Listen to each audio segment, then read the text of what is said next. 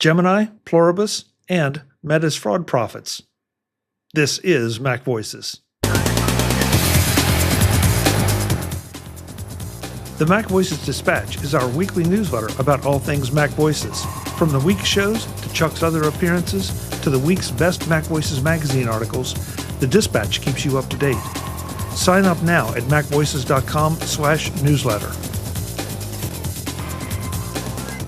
The next thing I want to talk about, this is a little bit older. This didn't just happen today. But Apple is going to allegedly pay almost $1 billion for a custom Gemini model to power Siri. And of course, Gemini is Google's AI. So, good idea, bad idea? I think it's what we were expecting, that Apple is partnering with other people, so it doesn't have to spend 50, 60, 70, 80, 90, $100 billion a year, on NVIDIA chips and try to boil the ocean and to try to create their own model. Their strength, historically is they have devices. They're the consumer point of contact. So, this makes sense. I think, and I know I sound like a broken record because I make this point, often on this show about, Apple partnering and letting the other guys, make the expensive, CapEx investments every year. So $1 billion a year, I think, if they could rewind the clock and spend $2 or $5 billion a year, up front, to save all their black eyes and reputational damage over Siri, I think it would be well worth it. So I know my own experience. I've sort of collapsed into using Gemini, Claude, for which I have a paid subscription, and ChatGPT. I think they're the most, they seem to be the best. And the thing about Gemini is it's really fast. I'm really impressed by its performance. And, I think if Apple, has concluded their best of breed, then, that would seem to match some of my own experience. So, I'd say, here, let's have a special event. Let's have a special event in February to announce this puppy, or whenever it's ready. Yeah. Let's see who we have. We have Dave next. No, I think Apple is probably looking at Google because of the partnership they've had for so many years as the default search engine. A lot of work has gone with them for years. The other thing is, I think it's smart to spread the wealth a little bit and not put all your eggs in one basket, kind of thing. ChatGPT is good. I'm starting to explore even more. I was working on putting together a presentation with some stuff, and I tried Copilot last night just to kind of see what it would do. And I was very impressed with what Microsoft's not doing. Or last night, maybe it was a bad night with ChatGPT. I'm trying to have it generate something now here to see how long it takes. But there's so many different ones now, and we've talked about it before. And Gemini is fast. I agree with that. But I would probably agree with Jeff said in our private chat that it sometimes is not as accurate. But the thing is, when people are searching for something, especially if they're using Google, that's the first thing that's going to come up. Is what Gemini gives you an answer right away. So it's got its popularity, but I think really I'll spin it to just saying that Apple is doing it because of the partnership they've had over the years, as well as let's try something different, see what happens. Brian? Yeah, when I was looking at this story, the first thing that came to mind was privacy, and how Apple seemingly has been working with ChatGPT and how you can utilize ChatGPT through Apple Intelligence. We're kind of Apple's the go-between, so your information stays private. If this type of aspect is the same type of aspect that'll be in place when you use Gemini under Siri, I hope it's also keeps it private like that. But I think in that, while I appreciate the privacy aspect, I was thinking about maybe one of the downfalls that might come into place with that is maybe some frustrations. So folks who might use Gemini on maybe if you are a customer who maybe have used it on Android and you're used to a certain level of that baked-in connectedness between your Gemini use and what it can do on your phone, you may not have those same aspects on the iPhone because Apple won't let that deep of an integration take place. So I wonder if in some ways they're also going to have some drawbacks because of the privacy, but for that same reason. Who's next? Let's see. Eric's next. Yeah, I think this is a good idea. I'm not sure it's the best match they could possibly get, but it's a convenient one. I don't think it will be the only one, but I think it also gives them something that can run on Apple's own hardware. So it'll give them a chance to give their hardware a workout and test everything out without it being their own stuff. And that will give them more options moving forward. It wouldn't surprise me if there are 2 or 3 options at some point. Jeff? All right. So Dave pointed out that in our private chat, I called out Gemini for having a track record of providing wrong information. And of course, all the different AI LLM platforms can give you wrong information. But I'm surprised how often Gemini gives me wrong information. So well done, Apple. Pick a model that has lower accuracy compared to some others for what you want to add into Siri. That seems like actually a good fit in that case.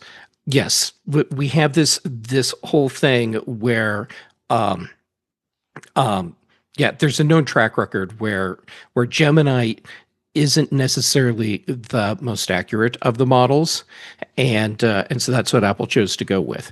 That said, it totally makes sense that Apple would partner with someone for this and that they would go with Google for this because, as has already been pointed out, Apple has a partnership with Google already. This seems like an easy fit. Apple also has, according to these news reports, Apple has swung a deal. So they're going to be running the Gemini model on their own servers, keeping this information private. My guess is that this is not something they were able to swing on this level with the other players in this field. So, yeah, I see this just like Apple Maps as a stopgap measure until Apple gets to the point where they have their model ready to go, and then they'll roll that out, and hopefully that will go smoother than the original Maps rollout. Let's see, Marty.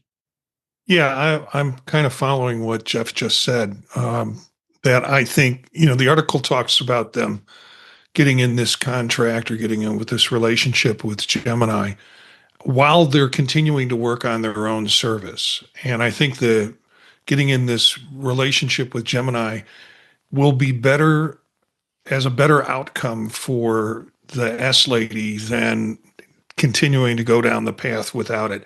I think, frankly, they're purchasing not just the service, but for a year, but what they're purchasing is the knowledge to be able to develop their service.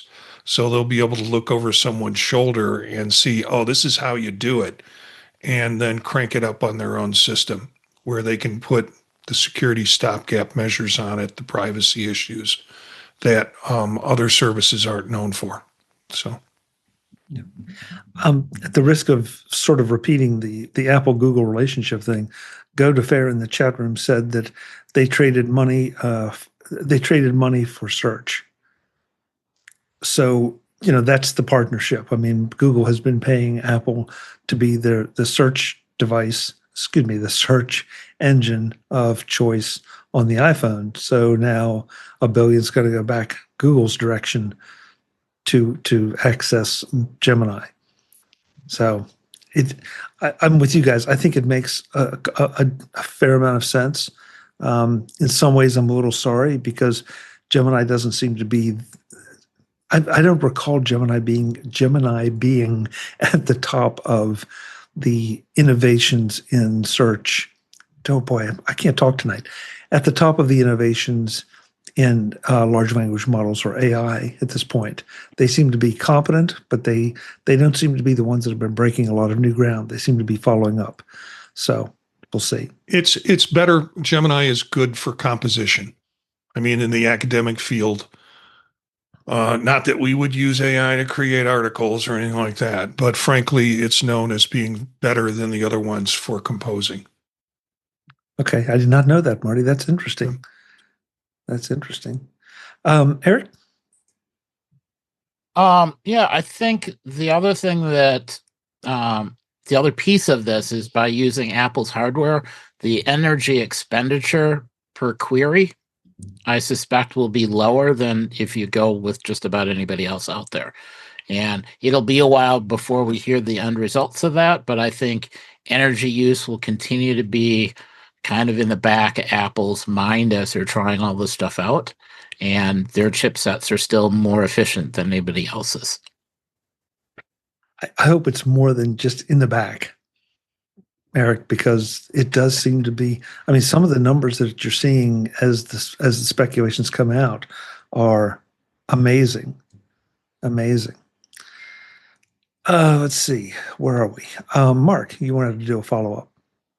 Yeah, because I'd say that I mean, I seem to sense that a lot of the panel members are negative on Gemini from Google. Until a couple of months ago, I was that way too. I tried it, I don't know, last year or start of this year, and found I characterize it like Jeff said, it just wasn't very good. But they've had upgrades, and it has moved ahead dramatically and improved dramatically. So I think it's a very dynamic market, and a lot of advancements coming.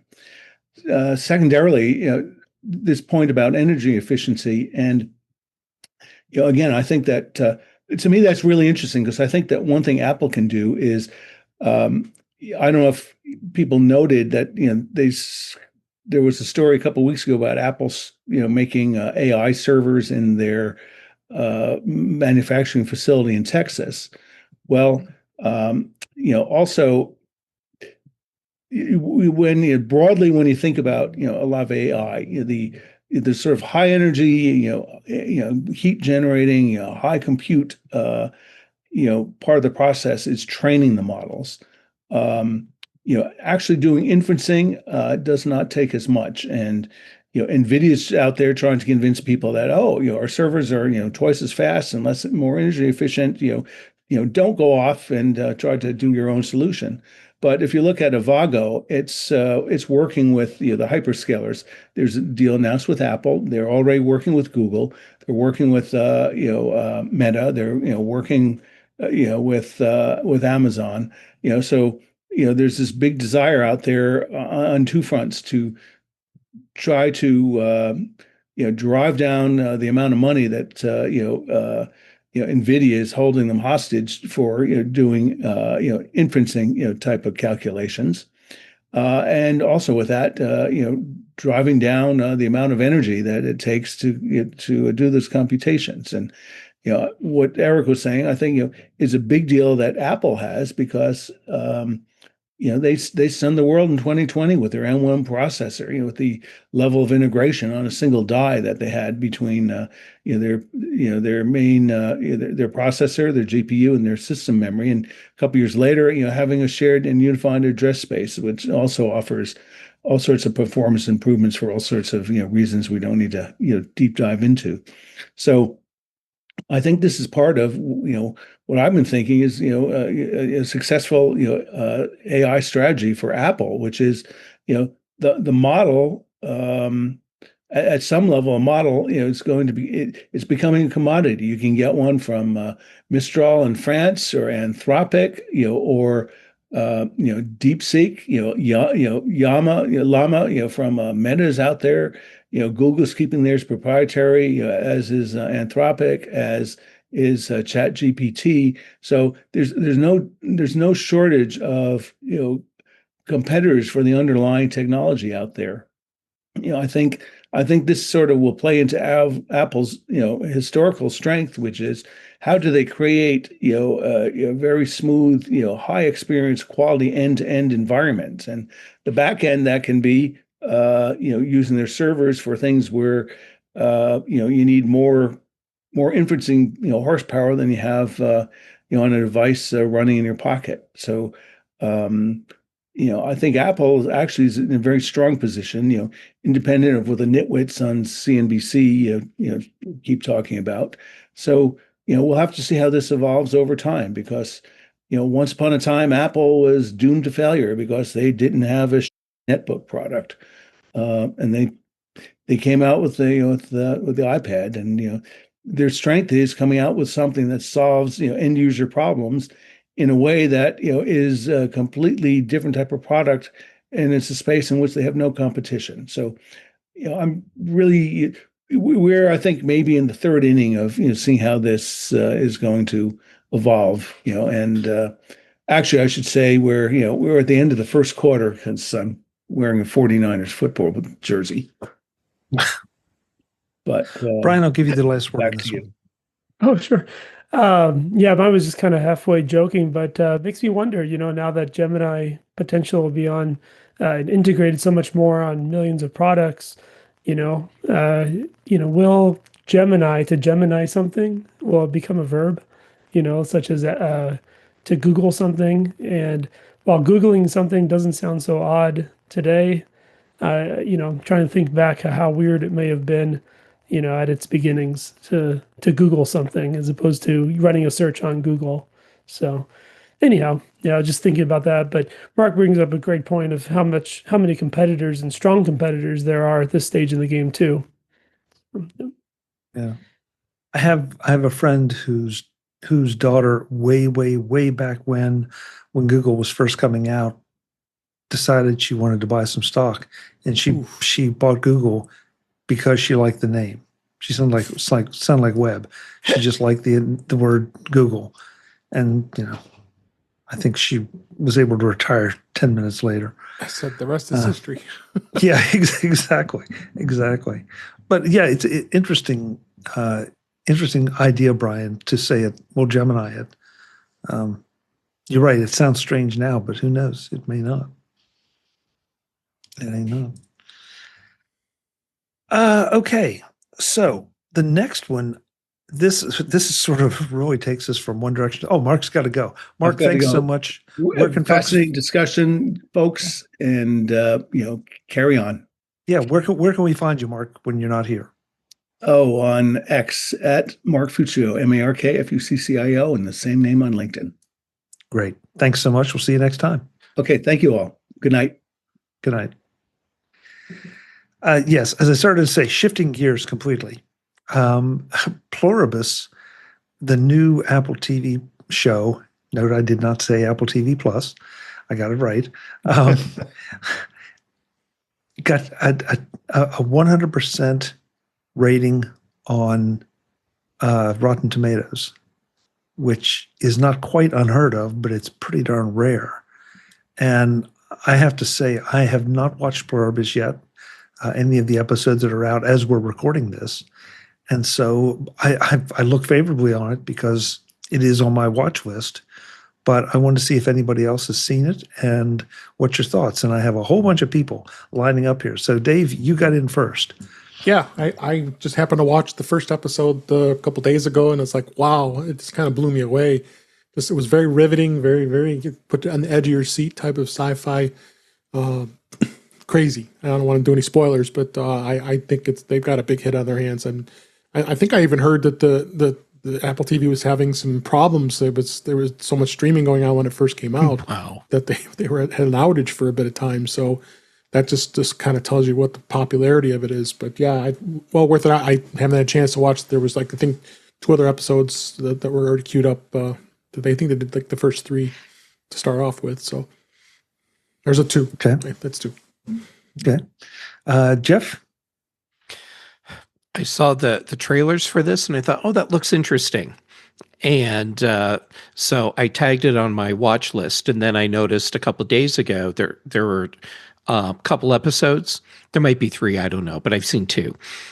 And so I decided the other night, yeah, I'll watch the first episode, then I'll go to bed.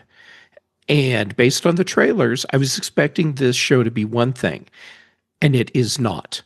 And I will not elaborate because I will not give anyone spoilers. I want everyone to have the same surprise and delight when they see what this show is. And the great thing is, I'm sure what we're seeing now is not what the show is going to be by the time we get to the end of season 1. And this is extremely well written. The acting is top notch. The editing is just totally dialed in. The musical score is great. It's just like everything that you need to do right to score 100% on Rotten Tomatoes. They did it, and I don't feel like they even had to break a sweat to make it happen. This is just fantastic viewing. To hear Jeff Gamet gush like that about anything makes I know me what Chuck's want to doing after the show. Yeah, it makes me just want to close the show out now and go watch this, even though I'm in the middle of another series. But yeah, that's impressive. Well, thanks for joining us today, Chuck. Where can people find you? Yeah.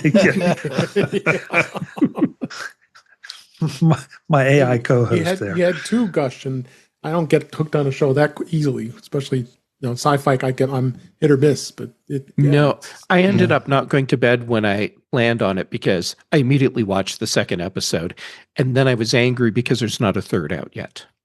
Yep, Friday. Brian, it sounds like you're going to make it a trio. Yeah, just echoing what has already been said already. It's a fantastic show, and in addition, that hasn't been brought up yet, and also without spoilers. There's an official accompanying podcast that you can enjoy too. That's some more like some behind the scenes type stuff, and it's fantastic. And it's one of those shows that I think will do well if you have a friend or a colleague who's also watching it, to be able to strike up a conversation and be able to say, as long as they saw that episode as well. Did you see when such and such happened? Wasn't that and to be able to talk about that, you don't have as much, I think, in our modern TV show, streaming environment, that you don't have as often as much as you used to.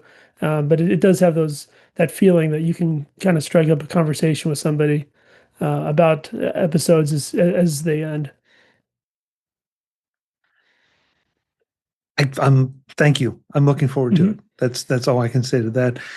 I do want to take it though and spin this just a little bit, because since everybody knows I was recording last week's show from an undisclosed location, I had some flying time, and I also had some hanging around in the airport time. And so I got to finish 2 other Apple series Apple TV series that I really enjoyed. Invasion for the 3rd season, and I think this was the 4th season of Slow Horses. Slow Horses was great. I still need to finish Slow Horses. Yeah, well, just again, I'm going to be real careful, Jeff. No spoilers on any of these. There is, I will say this about Invasion. There is a 4th season and final season that will allegedly wrap up everything, because there are things that need to be wrapped up. But I feel like Apple TV has just been hitting it out of the park with so many of their series. And when I look at my watch list and look back at my have watch list, there's so much stuff there that is Apple TV, and I'm upset with Apple that they don't publicize it a bit more. I mean, Severance got a lot of publicity, but there are a lot of other shows that really deserve it, and it seems like it's up to us, and it's up to the I guess almost the tech press, because now maybe I just don't consume enough of the mainstream media stuff, but I can't figure out why they don't, because they have hit after hit after hit on their hands. Marty. Yeah, I don't have a lot of time in my life right now to watch a lot of stuff, so I'm very selective. I haven't gotten to this yet, and I will put it on my watch list. But to your point, Chuck, Apple TV, if I think of the different services I have, Apple TV has more of the stuff that is on my watch list than if I go to another service, like there's one or two shows. So I think the quality of what they're bringing is not getting the attention that it can be. We hear about it individually as shows come up, like Slow Horses and Severance and things, but we don't hear it as a collectively as a strong network or a strong streaming provider compared to the other ones that are out there. And it's too bad. It's too bad. David? Two things of other shows I'll mention too. I mean, I absolutely loved the Ben Stiller's documentary, about his parents, Stiller and Mira. That was a pretty awesome movie. I watched it. I was mesmerized and just amazed about it's called Stiller and Mira, Nothing Is Lost. And another thing you should add to your watch list, as well as the Mr. Scorsese, about the amazing director Martin Scorsese. That's a series and a miniseries, and so I mean, we could just be rattling off all these other shows. I mean, it's just nonstop great stuff. Yeah, and thank you, Dave. Honestly, I forgot about the Scorsese series. There goes one more thing on my watch list. But I mean, I really say we should see Still and Mirror, that movie. It was just amazing. I cannot believe how much archival recordings that those two had that Ben was able to use in this movie. So it's just really, really amazing. Brian? Yeah, I was just thinking about the quality of Apple TV and their consistency of high quality shows across multiple genres reminds me a lot of HBO's quality of past decades. Yeah. And they still produce good stuff, but just the consistency of the the late 90s, early 2000s, what would just constantly come out through HBO. That's an interesting comparison, Brian. I would not have made that. And yet, looking back, that moniker does seem to fit. It's the new HBO. Let's see, Jeff. Oh, I had to think about what did I say? Memory like a goldfish. So based on the different RSS feeds and stuff that I get fed through things like Flipboard, the entertainment news industry seems to cover Apple TV a lot. So these new shows, as they come up, there'll be reviews and articles about the actors and all the stuff you'd expect to see as coverage hyping up the shows. What Marty pointed out, and he's absolutely right, they talk about the shows. They don't talk about the network. So people aren't getting the message that, hey, Apple TV is a consistently good network. They're just getting, hey, these Apple TV shows are consistently great. For a lot of people, it might not matter, but Marty did point it out, and he's right, and it is an important nuance. Jeff, I had no idea that you were that much of a follower of mainstream media. So I'm delighted to hear it. It's too bad that I guess as long as Apple's getting the credit somewhere and it's pushing people to the shows, even if it's not pushing them to the network, they have to be on the network to see the shows. So I guess it all washes out. But yeah. When was the last time you were to the Kardashians for dinner? They invited me to the restaurant at the end of the universe, but I forgot to go back in time and put the penny in the bank so that I'd be able to cover the bill. I didn't get to go. Okay. There's a subset of our audience. It's like, I get that. This is why I love you, Marty. I'm going to shift the tone a little bit and reorder some of the shows or some of the articles here tonight. This is one I really wanted to get to last week, and I didn't. And I feel like it's important for us to discuss, but more importantly, for people to know about, that a healthy percentage of Meta's revenue has been coming basically from scam apps, and Meta seems to know that these are scam apps, and they continue to to promote them, scam apps, scam ads, excuse me, that they continue to accept them, continue to run them, and just cash the checks. It's staggering to me that Meta continues to get away with things like this. It's one thing for somebody to slip an app in somewhere or an ad or something that misrepresents. But now, when I saw this statistic, I feel like, A, I will never, ever, under any circumstances, buy anything that I see advertised on Facebook. And B, it makes me question the validity of almost every post to Facebook except the ones that I make.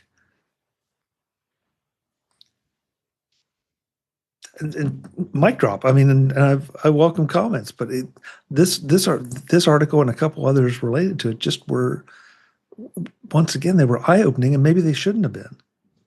Yeah, right, I found this Marty. I found this in my feed, and wanted to see what the deal was, and it's connected to Ars Technica and their writing.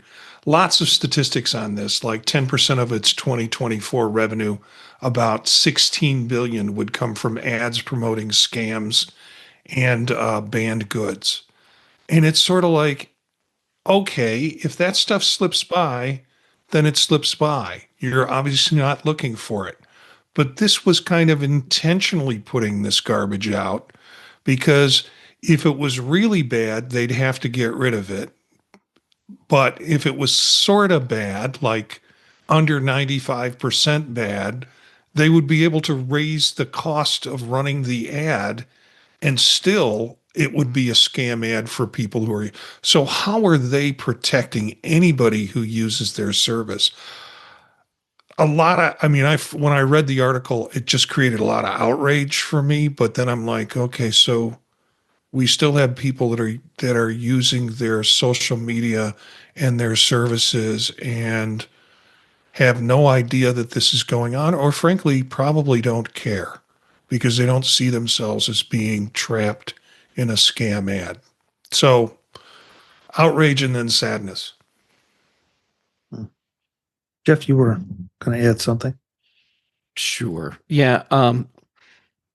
I wish I could be surprised by this, but Meta has a track record where it appears that their top leadership does not seem to be that concerned with aligning their moral compass for the company.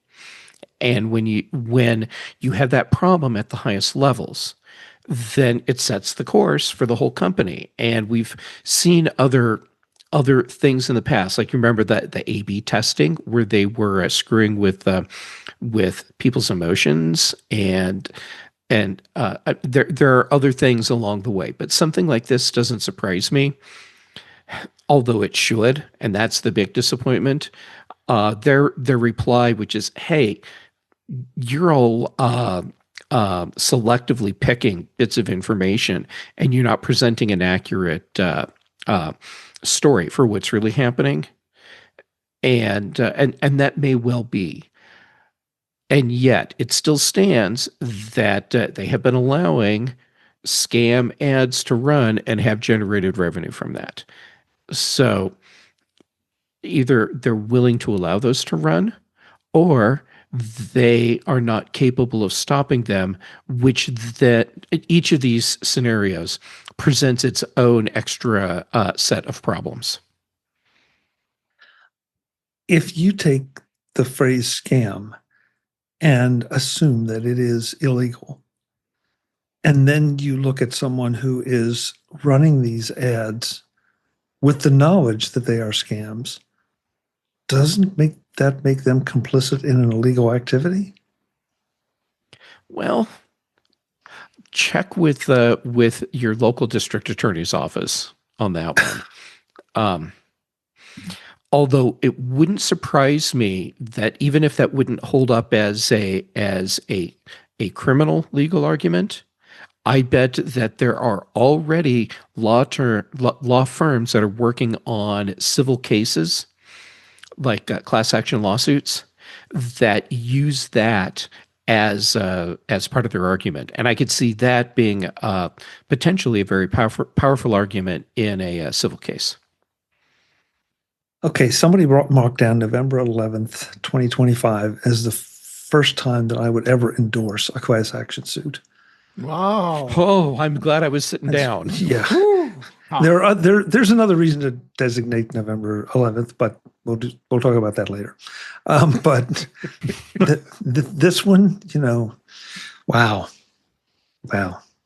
No, flat out meta scams. I mean, they fit.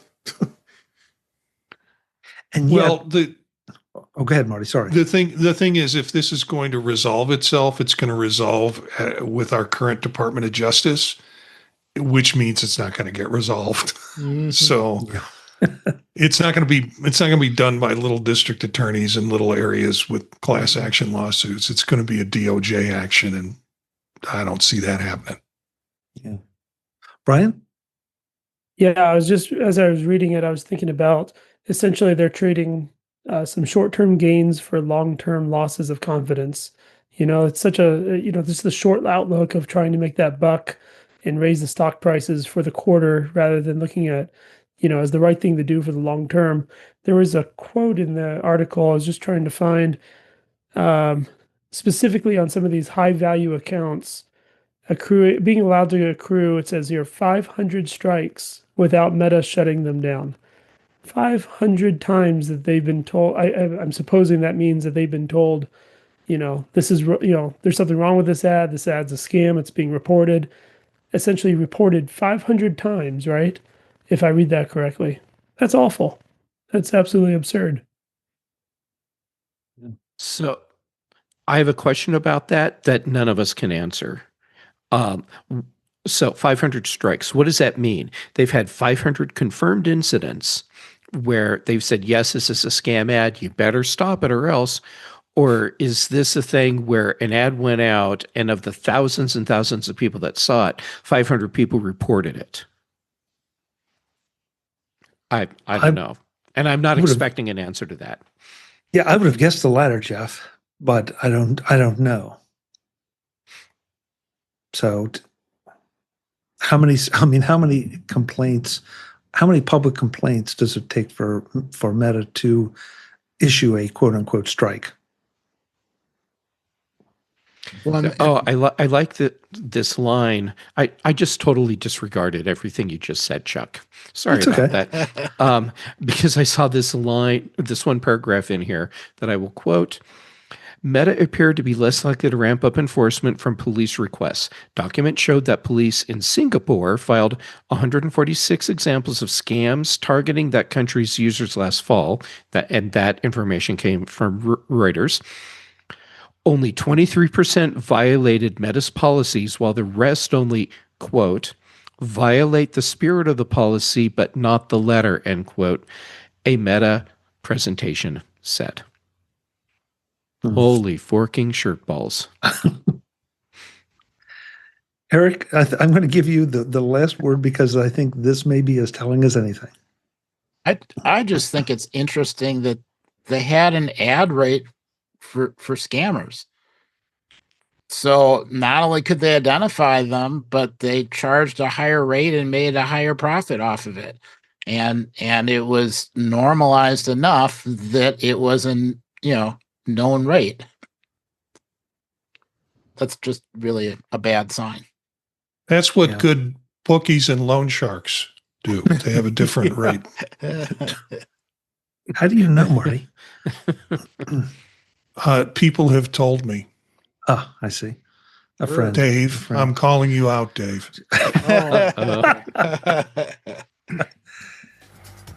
Visit MacVoices.com for show notes and to connect with Chuck on social media. Get involved in our Facebook group or like our Facebook page, and get more out of your Apple tech with MacVoices Magazine, free on Flipboard and on the web. And if you find value in it all, consider supporting us through either our Patreon campaign at patreon.com/MacVoices, or by making a one-time donation via the PayPal link on our front page and in the show notes of each episode. You will join these fine people who help bring you Mac Voices.